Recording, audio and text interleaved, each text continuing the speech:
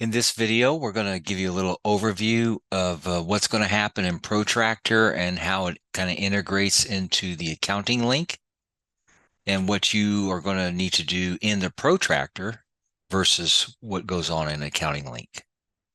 So anytime you do hook up accounting link to the system, for your QuickBooks, there are certain functions that have to be performed within Protractor in order for that information to go across to accounting link. So what we're going to do here is we're going to cover all of those functions and how they work. So number one, anytime I invoice out something, whether it's a sale or maybe I'm issuing a credit, I'm giving money back or something like that, the system will automatically put that money into the cash drawer. And this would include any deposits that you take on a work order. So it does sit here and it does automatically go through the accounting link to your QuickBooks. Now, some people do like to still at the end of the day or maybe the next morning go in and make their deposit. That way they keep the drawer clean. It's not that you have to, it's just that some people like to do that to keep it cleaned up. You really won't have, any formal bank accounts or credit cards in here. It's just going to be one like default bank account. So that way it has a place to go if you need to deposit the money. In your work orders, what happens is this. You're going to still write your work orders, like anybody would. And then in the work orders themselves, as you post them, again, it's going to post the sale. And then at the same time, any money you collect is going to go to the drawer. Now, in our case here, we do have what we call a deposit feature. So QuickBooks really does not have a deposit feature per se like we do, and it's not really set up the same. And I'll kind of give you an idea here how this works. So when I go to my general ledger, anytime I take a deposit, what the system is going to do is it's going to put it into this liability journal here. Even though it is going to the cash drawer, that's the other side of it, but it'll collect that money right here and it holds it as a liability until you either refund the deposit or you're going to post out the work order to an invoice and consume it. Okay, so if I come in here and I take a deposit and I say, well, okay, let's say I'm going to get a $250 deposit. It's for some tires that we're getting for this customer. And a payment method, however they're going to pay me. Hit OK, give them a receipt if I need to. So now it's going to take that deposit and apply it here, and then I'll leave a balance outstanding. We'll save that, go to the GL here, do a little refresh. And you see now it's being held in this liability account. So same thing would go if I were to refund a deposit. So when I do this, if I go in and say, well, hey, I need to release money, I can release money. I can release part of it or all of it. It just reverses it out. So what it's doing in QuickBooks through the accounting link is anytime you take a deposit, the system just automatically makes a AR account, a receivable account, and puts it as a credit on account. So that way it'll hold it in there until the time you post this out or refund it, either way. So once I post this ticket, then what will happen is in your QuickBooks, then what you would do is you would just match it up to this work order that has this deposit here. And then you would apply it to the credit. And then that way it just washes it out in your QuickBooks. So once you do a post, then it'll be that credit in there. So one just washes the other. See, here's my $250. I'm going to pay the rest. Say use a MasterCard here. And then in your QuickBooks, you're going to apply that credit to this charge. And that's how that will work. And if I go refresh this, you see now I've emptied it out of my liabilities in Protractor. The other thing too is you can manage receivables in Protractor if you wish. It'll still all go down to the QuickBooks. So if I go in here and say, well, I'm going to go ahead and post out this work order. We do have a charge account with a limit of $5,000 available. And then I post it and I put this on account.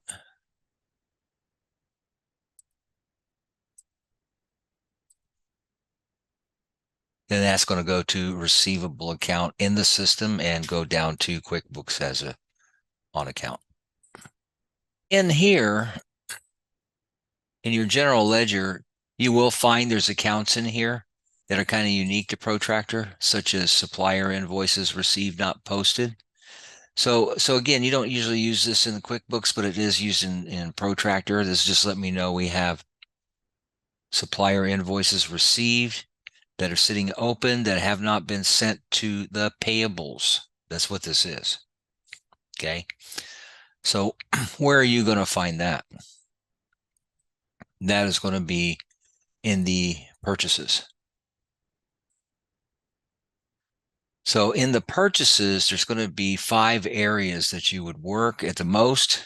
Usually it's going to be 4 or 3. Number 1 is going to be bills.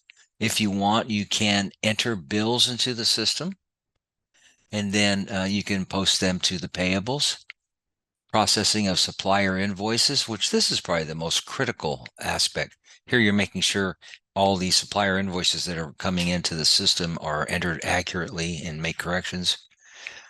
If you are using consignments, you would have consignment invoices. Then you're going to have return item credit slips and then warranty claims. So all of these, all 5, actually are going to end up in the accounting portion here under the payables. So if I come in and pull up my payables, you'll see there is my payable accounts.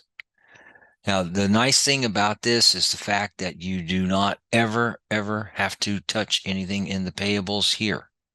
This is nothing but a conduit to the payables, so to QuickBooks through Accounting Link. That's all this is, just strictly a conduit. So I can enter a bill. A bill would be an item that I'm being billed for. I want to put it to a payable that is not a part for a inventory or a part for a work order or a sublet for a work order. It could be for anything else. So I have a couple here. Let me go see what we have available. I'm going to switch this to all vendors. I'm going to hit search. So here I have one, say I get my uniform bill, get it weekly or monthly or whatever. I'm going to enter the date, the due date will be automatic. Who's the vendor, reference number. Again, I'm going to go add a line and pin it to what account I want to expense it to. Little note, and then how much is it? And if you have taxes, it'll do the applicable taxes here. And you can make any adjustments and stuff like that. But the key to this is real simple. When you post, you must always post to the payable. You can't come in here and say you're paying for it with a credit card, a bank account, or cash. It goes to the payable. That way it'll go through the accounting link into your QuickBooks. And then you hit OK. Now, the same thing can be said for a bill where you're getting a credit on. So here I have a shop expense that I returned to Air Hose, and then they gave me a credit. So I can enter this bill here, put it in as a negative dollar amount, and then I can post it, and that's basically a credit on my payable account. So I can do that too. The most critical one is going to be your supplier invoices. So when I come in here and I hit reset and search, I'll see all the supplier invoices that I have that are waiting to be processed. So if I open up an invoice, I'll see that, okay, this is on a invoice. In other words, that was sold on a ticket. There's the part number, description. And see here, I can click on it. I can do a view. And I can even change the cost, or if I had the wrong supplier, or it needs to go to a different invoice. So why is it important to do this? Well, this is how you're going to know what your true sales figures are, especially with material items and sublet items in your reporting. See, if I go to my invoice here, here's where that air filter was sold. If I go look at my profit analysis, there's my sell, my cost, my gross profit dollars, gross profit percentage. So if this is incorrect, it's going to have an effect directly on my gross profits. And the nice thing about this is, see, this can be altered whether it's still on an open work order or if the work order has been posted out to an invoice. So again, I'm just going to do a view, and I go in and I just change it. If I say, well, hey, that was actually $27.99, I can do that. Then when I go back to my invoice, go to my analysis, suddenly my profit margin doesn't look so good. But that's what keeps it accurate for your reporting.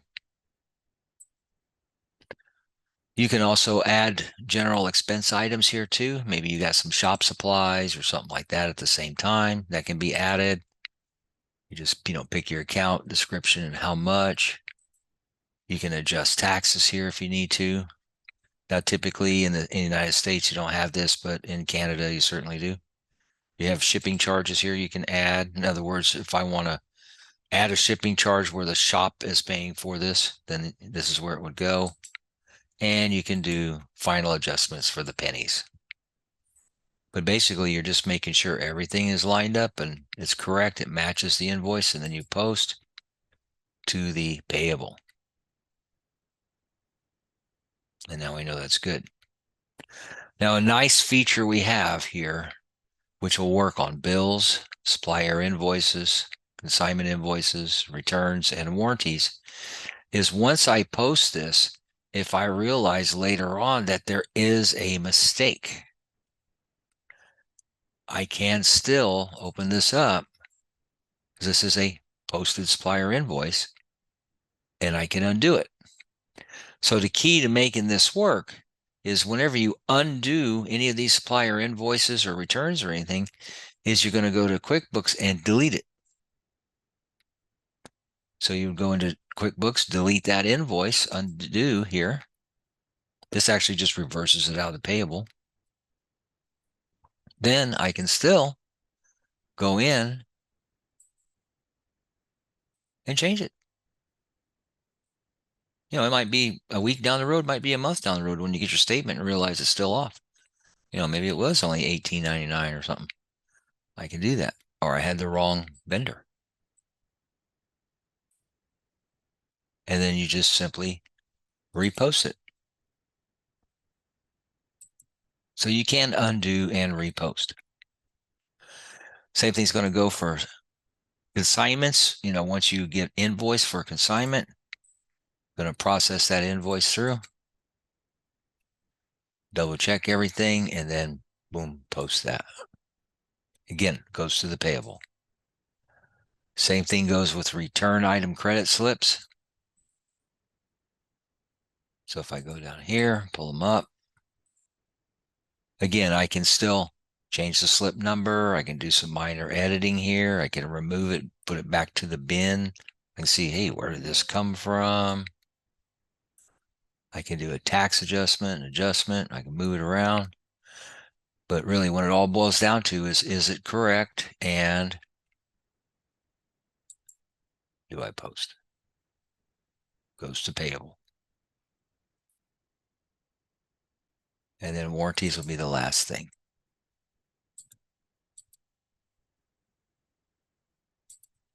And again, I can make whatever I need to, adjustments here, edits, removes. All remove does is it takes it out and puts it back on the claims. And then you can post it. One thing I want to point out about this, especially with warranty claims, You notice this one we posted is a material item. In other words, it was a part return. I have another claim here that is actually a labor claim. So when you do post this, yes, you're going to post it to the payables and it'll go to QuickBooks. But in QuickBooks, it's going to treat this as a material item. QuickBooks does not have labor claims for warranty. So just remember, even though you're posting it as a labor claim, it will be a material item when it gets to QuickBooks. So you can post a bill for an expense. You can do it as a negative bill, like for an expense credit. You can post an unpost. You can do a consignment invoice. You can do a supplier invoice, return item credit slip, and a warranty claim. So as you post all of these items, then it's going to go here. It's going to go down to the payables. I'll just pull up my payables here.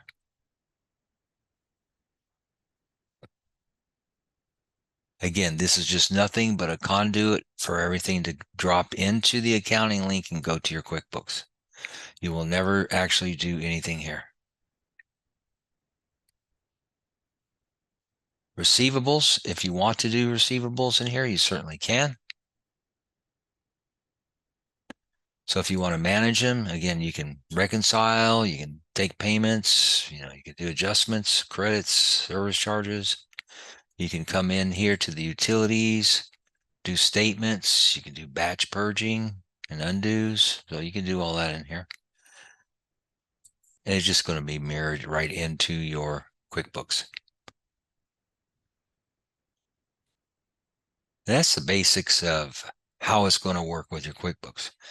The key to it is making sure you're posting your work orders and credits properly. You can take a deposit. It's just going to be handled strictly as a credit on an AR. You just got to apply it later once you post the work order to an invoice. And on the purchases, you always post to payable, post to payable, post to payable, post to payable, post to payable. Cash drawer money will automatically go straight to QuickBooks. If you do want to deposit here, you certainly can. That's your basic overview of how it works. If you do decide you want to use the accounting link, the back office will set all that up with you, and they'll help you pin all the proper general ledger journals, so that way everything will flow properly. Thank you.